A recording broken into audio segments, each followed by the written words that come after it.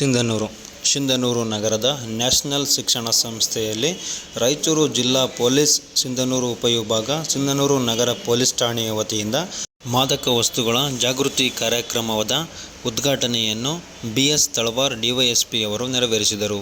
ರಾಯಚೂರು ಜಿಲ್ಲೆಯ ಸಿಂಧನೂರು ನಗರದ ನ್ಯಾಷನಲ್ ಶಿಕ್ಷಣ ಸಂಸ್ಥೆಯಲ್ಲಿ ಜೂನ್ 29ರಂದು ಮಧ್ಯಾಹ್ನ 12 ಗಂಟೆಗೆ ರಾಯಚೂರು ಜಿಲ್ಲಾ ಪೊಲೀಸ್ ಸಿಂಧನೂರು ಉಪವಿಭಾಗ ಸಿಂಧನೂರು ನಗರ ಪೊಲೀಸ್ ಠಾಣೆ ಮಾದಕ ವಸ್ತುಗಳ ವಿರುದ್ಧ ಜಾಗೃತಿ ಜಾಥಾ ಕಾರ್ಯಕ್ರಮ ಹಾಗೂ ವಿದ್ಯಾರ್ಥಿಗಳಿಗೆ ಅದರ ಬಗ್ಗೆ ತಿಳುವಳಿಕೆಯನ್ನು ಹೇಳಿದ ಡಿವೈಎಸ್ಪಿ ಬಿ.ಎಸ್. ತಳವಾರ್, ಗಾಂಜಾ ಡ್ರಗ್ಸ್ಗಳ ಬಗ್ಗೆ ಎಚ್ಚರಿಕೆಯಿಂದ ಇರಬೇಕು.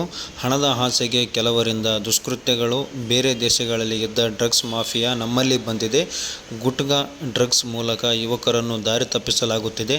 ಇದರಿಂದ ಎಲ್ಲ ಯುವಕರು ಮತ್ತು ಯುವತಿಯರು ಎಚ್ಚರಿಕೆಯಿಂದಿರಬೇಕು ಎಂದು ಕಿವಿಮಾತು ಹೇಳಿದರು. ಜೀವನ ನಡೆಸ್ತಾರೆ, ಒಳ್ಳೆ ಬಂಗ್ಲೋ, ಕಾರು ಎಲ್ಲ ಸಂಪಾದಿಸ್ತಾರೆ. ಆದರೆ ನಮ್ಮ ಯುವಕರನ್ನ ಹಾಳು ಮಾಡ್ತಾ ಇದ್ದಾರೆ.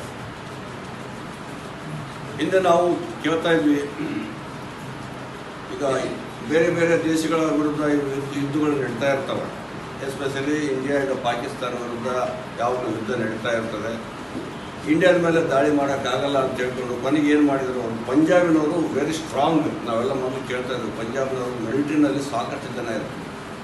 ಅವ್ರು ಎಷ್ಟೋ ಇದ್ದಿದ್ರು ಅವ್ರು ತಮ್ಮ ಎದೆ ಕೊಟ್ಟು ನಿಂತ್ಕೊಂಡು ಅವರು ಯುದ್ಧ ಮಾಡ್ತಾಯಿದ್ರು. ಅವ್ರು ಯಾವ ರೀತಿ ಅವ್ರನ್ನ ಬದುಕು ಬಿಡಬೇಕಂದ್ರೆ ಇದನ್ನು ಜಾರಿಗೆ ತಂದರು. ಅವ್ರನ್ನ ಇವು ಡ್ರಗ್ಸು, ಆಮೇಲೆ ಇದು ನಡೆ ಗುಟ್ಕ, ವಿಮಲ್ ಇವೆಲ್ಲ ಹೇಳ್ತಾರೆ, ಎಲ್ಲ ತಂದು ಆ ಯುವಕರನ್ನ ಅದಕ್ಕೆ ಅಡಿಕ್ಟ್ ಮಾಡಿಬಿಟ್ರು. ಅಡಿಕ್ಟ್ ಮಾಡಿ ಅವರು ಏನಾದರೂ ವೀಕ್ ಆಗ್ಬಿಟ್ಟು ಹೋಗೋದು. ಡ್ರಗ್ಸಿಂದ ಏನಾಗ್ತದೆ, ಈಗ ನಮ್ಮಲ್ಲಿ ನಾವು ಯಾಕೆ ತಮಗೆಲ್ಲರಿಗೂ ನಾವು ಹೇಳ್ಬೇಕಂದ್ರೆ ತಾವೆಲ್ಲ ಯುವಕರಿದ್ದೀರಿ. ಈಗ ಏನೋ 18ರಿಂದ 20-21 ವರ್ಷದ ಯುವಕರಿದ್ದಾರೆ, ಡಿಗ್ರಿ ಫೈನಲ್ ಹುಡುಗರು ಅಂತ ಹೇಳಿದ್ವಿ. ನಿಮ್ಮ ಜವಾಬ್ದಾರಿನೂ ಭಾಳ ಇರ್ತದೆ. ಈಗ ಡಿಗ್ರಿ ಮುಗಿಸ್ತೀರಿ, PG ಮುಗಿಸ್ತೀರಿ, ನಂತರ ನೀವು ಸಾರ್ವಜನಿಕ ಜೀವನಕ್ಕೆ ಕಾಲಿಡ್ತೀರಿ. ಸೊ ನಿಮ್ಮ ಜವಾಬ್ದಾರಿ ಭಾಳ ಇರ್ತದೆ. ನಿಮ್ಮ ಫ್ಯಾಮಿಲಿ, ನಿಮ್ಮ ಸುತ್ತಮುತ್ತಲ ಏರಿಯಾ, ಅದನ್ನೆಲ್ಲದನ್ನು ಕಾಪಾಡುವಂಥ ಇದು ಜವಾಬ್ದಾರಿ ತಮ್ಮ ಮೇಲಿದೆ. ಆ ಸ್ಟೂಡೆಂಟ್ಗಳನ್ನೇ ನಾವು ಇದು ಮಾಡಿಕೊಂಡು ಒಂದು ಕಾರ್ಯಕ್ರಮವನ್ನು ಹಮ್ಮಿಕೊಳ್ತಾ ಇದ್ದೀವಿ.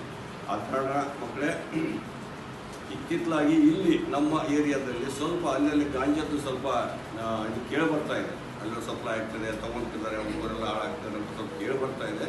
ಅದಕ್ಕೆಲ್ಲ ತಾವೆಲ್ಲರೂ ತಮ್ಮ ಏರಿಯಾ ಏನಿದೆ, ಏರಿಯಾದಲ್ಲಿ ಏನಾದರೂ ಆ ಥರ ಮಾಹಿತಿಗಳು ಏನಾದರೂ ಇದ್ದರೆ ನೇರವಾಗಿ ತಮಗೆ ಪರಿಚಯ ಇರುವಂಥ ಯಾರ ಹಿರಿಯರಿಗೆ ಹೇಳ್ಬೋದು, ಅಥವಾ ನೇರವಾಗಿ ಪೊಲೀಸರಿಗೂ ಸಹಿತ ನೇರವಾಗಿ ಫೋನ್ ಮಾಡಿ ಹೇಳ್ಬೋದು. ಯಾರು ನೇರವಾಗಿ ಫೋನ್ ಮಾಡಿ ಹೇಳ್ತಾರೆ ಅಥವಾ ಮಾಹಿತಿ ಕೊಡ್ತಾರೆ, ಅವ್ರು ಯಾವುದೇ ಕಾರಣಕ್ಕೂ ಅವ್ರ ಮಾಹಿತಿ ಅಥವಾ ಮಾಹಿತಿದಾರನ್ನ ನಾವು ಬಹಿರಂಗಪಡಿಸೋದಿಲ್ಲ. ಅದನ್ನು ನಾವು ನೇರವಾಗಿ ದಾಳಿ ಮಾಡ್ತೀವಿ. ದಾಳಿ ಮಾಡಿ ಅವ್ರ ಮೇಲೆ ಕೇಸ್ ಹಾಕ್ತೀವಿ.